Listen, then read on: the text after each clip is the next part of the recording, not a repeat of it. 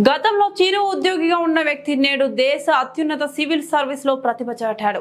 Union public service commission నిర్వహించిన civil services 2023లో ఉత్తమ rank సాధించిన ఎం ఉదయ్ కృష్ణారెడ్డి గతంలో సాధారణ కానిస్టేబుల్ విధులు నిర్వర్తించాడు. కానీ పట్టుదలతో నేడు ఈ స్థాయికి చేరుకున్నాడు.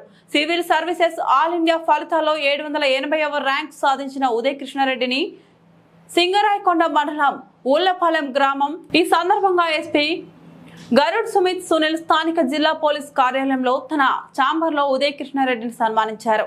ఎస్పీ మాట్లాడుతూ నేటి యువత ఉదయ్ కృష్ణారెడ్డిని స్ఫూర్తిగా తీసుకోవాలన్నారు.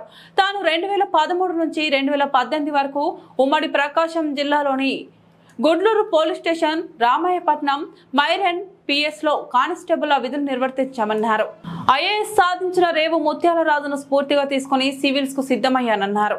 అందుకోసం 2018లో కానిస్టేబుల్ ఉద్యోగానికి రాజీనామా చేసి పట్టుదలతో చదివానన్నారు. తన చిన్నప్పుడే తల్లిదండ్రులు చనిపోయారని, నాన్నమ్మ, రామనమ్మ తనను తీర్చిదిద్దారని చెప్పారు.